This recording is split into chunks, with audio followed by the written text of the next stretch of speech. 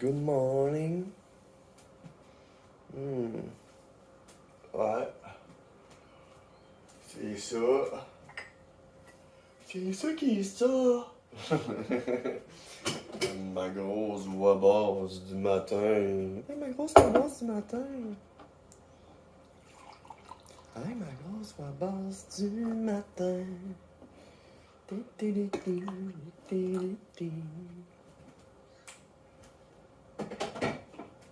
J'ai fait des drôles de rêves cette nuit.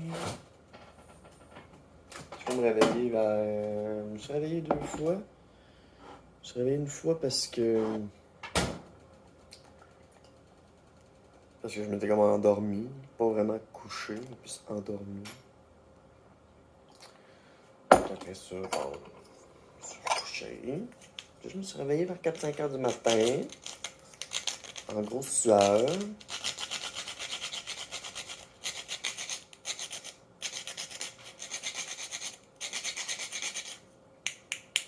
petit peu de cannelle dans mon café. Avec un petit peu de cassonade. Cannelle, cassonade, ça fait un bon mix. Avant, je prenais du miel à la place de la cassonade. Mais le miel est rendu trop dispendieux. Ou à chaque fois que j'en veux, ben, il est pas en spécial. Fait que qu'est-ce que je fais? Je prends de la cassonade. C'est à peu près le même vibe.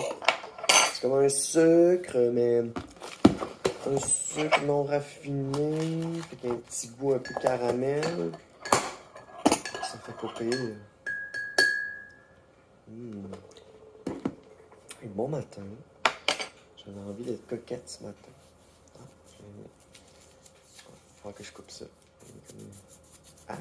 Je suis contente parce que beaucoup de vêtements que j'avais achetés quand j'étais garçon me vont toujours. Parce que, tu sais, mettons, ça, je l'avais acheté ça, mais je l'ai jamais porté parce que j'avais pas de sein.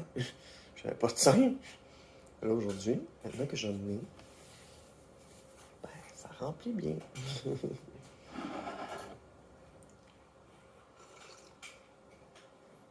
Ah! Donc, c'est ça. Mes nuits, c'est pas ce qui est le plus parfait. Il y a une affaire que j'aime beaucoup. C'est le poids, là. Je suis rendu vraiment, là. J'ai mon bedon, là. Mon bedon qui est revenu, là. Ça fait du bien. Puis ça, ben, ça vient avec vraiment tranquillement, là, la perte de masse là, musculaire. Là. Peut-être parlé une couple de fois récemment, mais ça me rend heureux. Ici, j'ai plus de poids qui se pogne ici. Ça descend tout en bas. Puis, c'est ça. Vu que j'ai un bedon, ça comme ça. On peut pas s'en... on peut pas s'en sortir ça. Faudrait que je m'entraîne pour le perdre si je veux le garder. Mais en gros, là, je suis comme en mode, je cumule mon poids. Je suis rendu, là, je me suis pesé un matin, j'avais pas mangé. C'était genre 132. En gros, je pèse 131 sans avoir mangé. Puis si je mange, ça peut monter à 134. Ce poids-là me convient là, vraiment parce que 125, c'est mon minimum. Là. Entre 125 et 135, c'est mon poids santé. Fait que je me sens so good. En gros, je vais parler d'un sujet, je voulais parler du métabolisme. OK? Je lisais un article ce matin sur le métabolisme. Ça disait qu'autrefois, dans la coutume, on se disait que les hommes avaient un métabolisme plus rapide que les femmes. Ce qui faisait que des hommes ou certaines personnes qui ont un métabolisme plus rapide mangent mais brûlent automatiquement leur gras. Et dans la mythologie, ça dit que les femmes avaient un métabolisme plus rapide. Fait que quand ils prenaient du poids, c'était dur pour eux autres de le perdre. Il y avait aussi, dans cette mythologie-là, le fait que notre métabolisme diminue entre 20 et 60 ans. OK? Entre 20 et 60 ans, supposément que notre métabolisme diminue, puis quand on pogne 40 ans, que là, ben, c'est là que ça explose, qu'on deviendrait des patates, à cause que notre métabolisme serait lent, rendu vers 40 ans. Mais des études sont sorties ce matin qui disaient non, non, non, non, non, on oublie ça, là. Ça marche plus, cette affaire-là. Le métabolisme qui diminue au travers des années, nanana. Puis genre, il y a un lien aussi avec la ménopause, préménopause. Ben là, ça marche plus. L'affaire de métabolisme qui change. Non, c'est vraiment, ça dépend de toi. Ça disait aussi qu'un enfant naissait avec un métabolisme plus lent. Quand il est dans le ventre, puis qu'il naît, c'est lent, puis il augmente. OK. Je pense que c'est normal. Parce que c'est pour ça que les petits bébés sont tous en petites boules. Parce qu'il y a un métabolisme plus lent, c'est probablement pour absorber la bouffe, tous les nutriments. Puis qu'à partir d'un certain âge, ben là, ils peuvent commencer à marcher, puis tout ça, puis là, le métabolisme augmente. Donc, pourquoi je vous parle de métabolisme là, ce matin? Là? Sujet sérieux. Autour du café dans un temps gris. Eh bien, pourquoi je vous parle de ça? Ben, je vous parle de ça parce que il y a peut-être, ça a été confirmé que c'est pas vrai, mais il y a peut-être un fond de vérité là-dedans. OK? On va faire un brainstorming. Donc, quand j'étais garçon, au plus bas de mon poids, au plus difficile, dans ma vingtaine, à fumer, boire, avoir des comportements pas de bon sens, autodestruction, fumer la cigarette, boire, fumer du pot non-stop, tu sais, all-in. Là.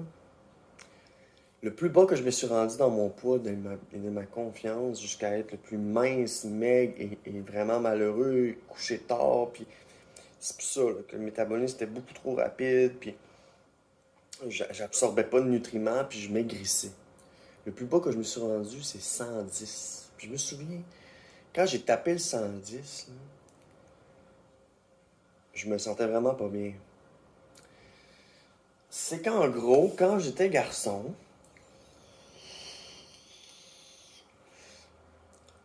j'étais dissocié. J'avais une part de moi féminine, une part de moi masculine. Je pouvais pas vivre ma part de moi féminine parce que je la régressais. Puis j'étais avec une copine qui me semblait pas ouverte à ça parce elle était plus, elle aimait plus les jeans. J'ai aussi lu un article là-dessus que les femmes préfèrent les jeans, mais on en reparlera. Fait qu'en gros, au plus bas, j'étais 110. Puis ensuite, j'ai toujours été comme stock 118. Quand j'étais 121, ça filait mieux. Quand j'étais 118, ça filait moins bien. J'ai jamais eu assez de poids pour ne jamais être sur mes réserves. Donc, pendant une vingtaine d'années, j'étais toujours sur mes réserves.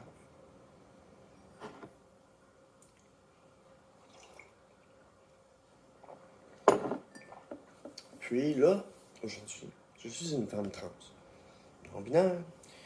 Et, tu sais, oui, j'ai eu ce moment-là de ma vie où j'étais vraiment pas bien. Puis, vu que j'étais dissocié, puis que la partie féminine ne pouvait pas s'exprimer, ben, elle, elle attaquait mon côté garçon. Puis, je me souviens, j'ai toujours eu des drôles de pensées dans ma tête, OK? Par rapport à, tu sais, le kink, là, ou les...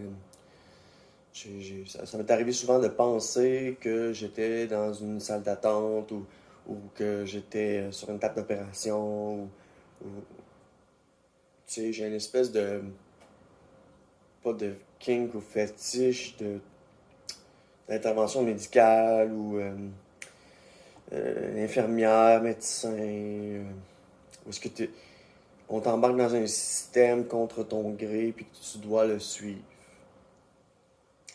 Ben, en gros, je faisais des rêves où est-ce que...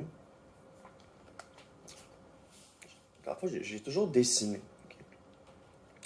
Je me souviens, je dessinais mes rêves aussi. Dans un de ces rêves-là,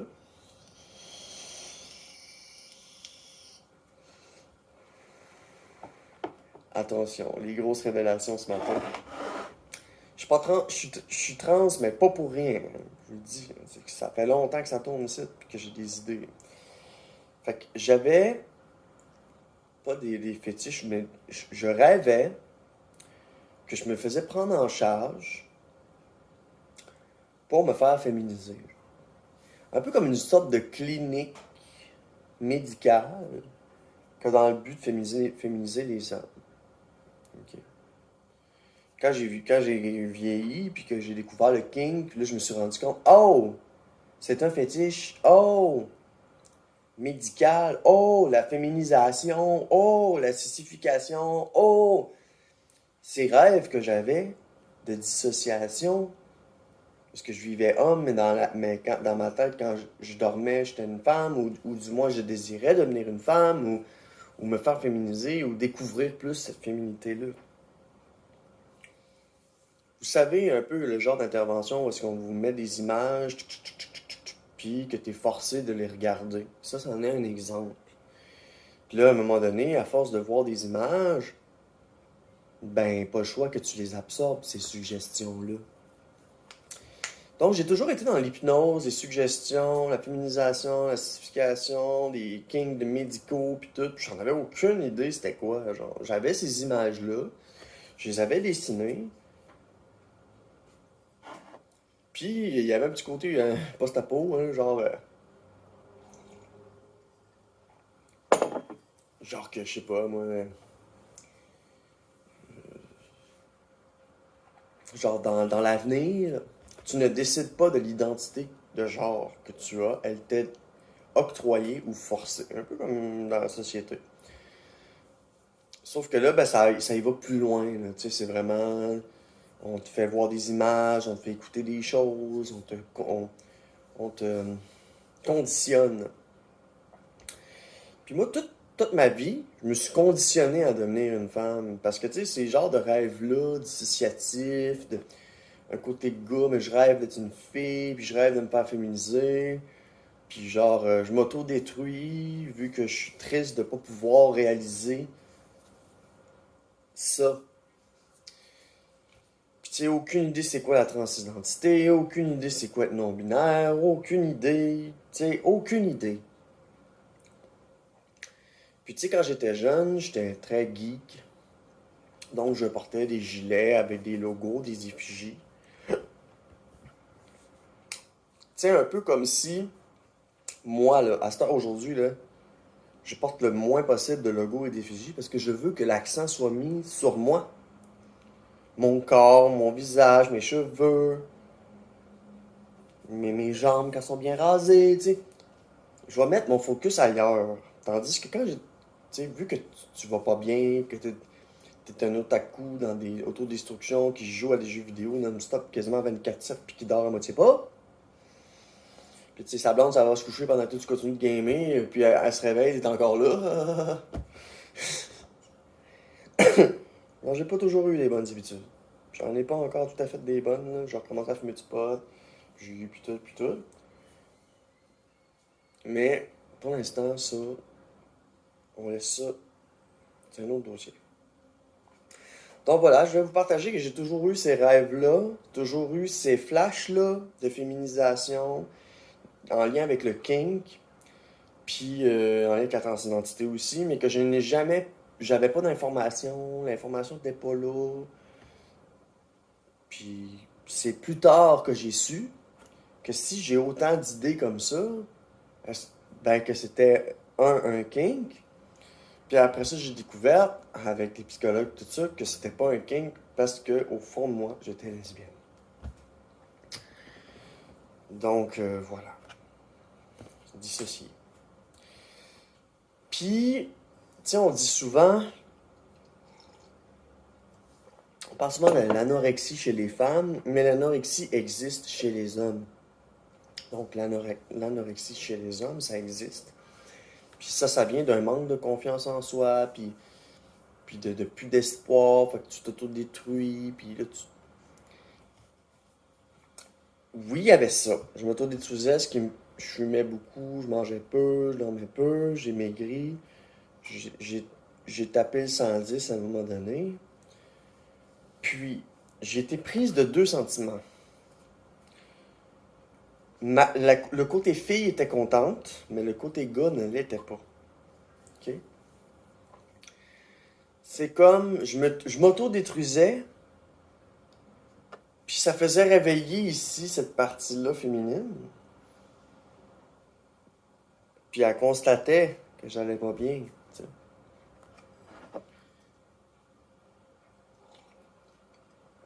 Puis en gros, vu que je me féminisais en cachette,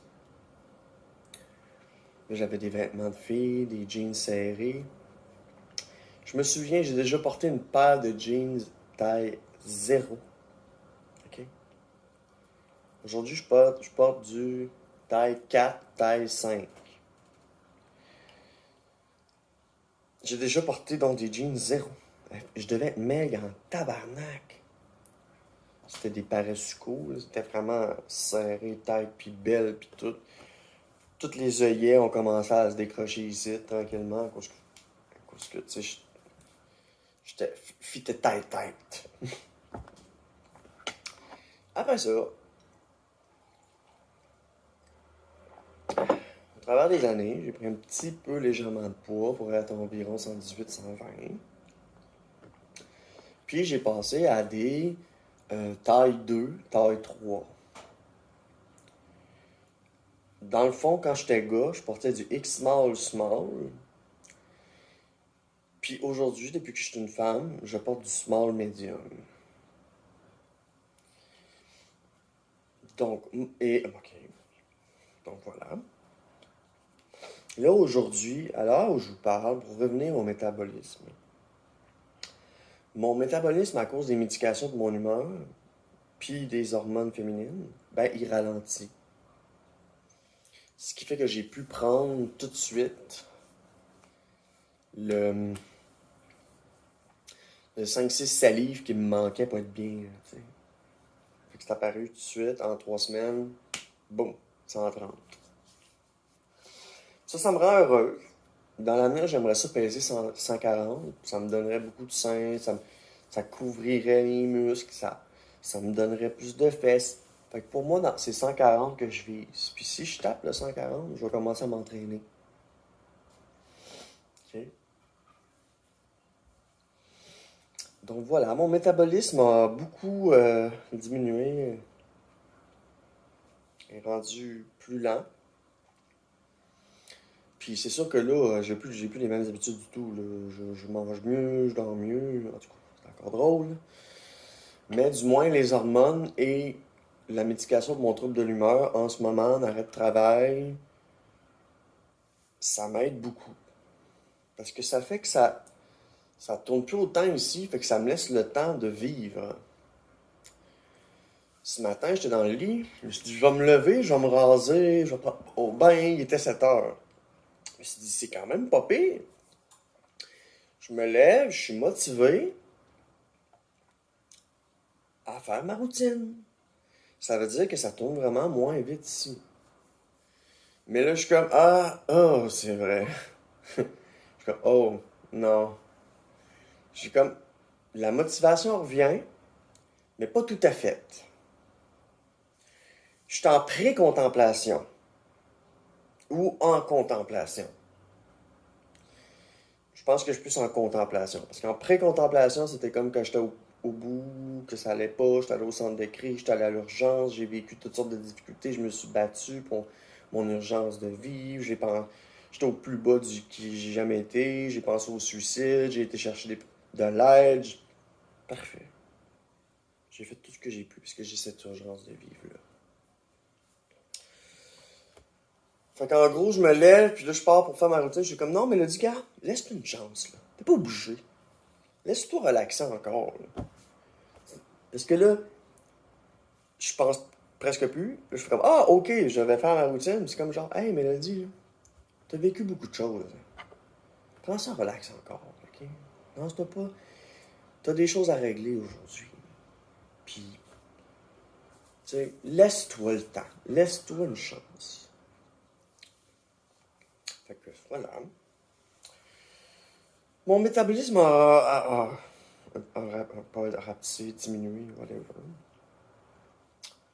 Puis je me sens beaucoup mieux. Je me sens plus en forme. J'ai l'air plus en forme aussi.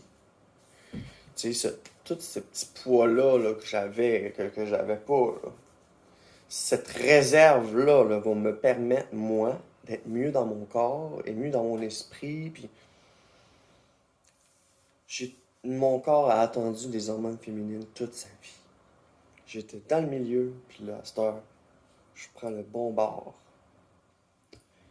Je vais vous partager ça, ce beau matin. Conversation sur la, blah.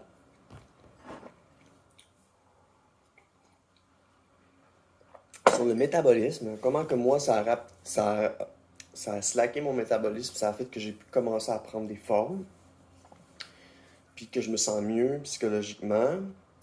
Puis aussi, je prends des médications pour mon trouble de l'humeur. Fait que médication pour trouble de l'humeur plus estradiol, bloqueur, nanana, le résultat, sur un pas pire terme, là, non, je suis vraiment, vraiment super contente. Je vais continuer comme ça, continue de me laisser des chances encore, tranquillement, pas vite, régler certaines choses, puis dans ma vie personnelle, puis une fois que ça va être réglé, puis je vais pouvoir regarder dans l'avenir, puis c'est ça, en attendant, acheter deux, trois petites choses aussi pour me sentir féminine, puis continuer, puis principalement changer le milieu de travail. Faut vraiment, un matin, c'est ça, j'attends des appels de la clinique médicale pour mon diagnostic, le transférer au service santé, puis j'attends aussi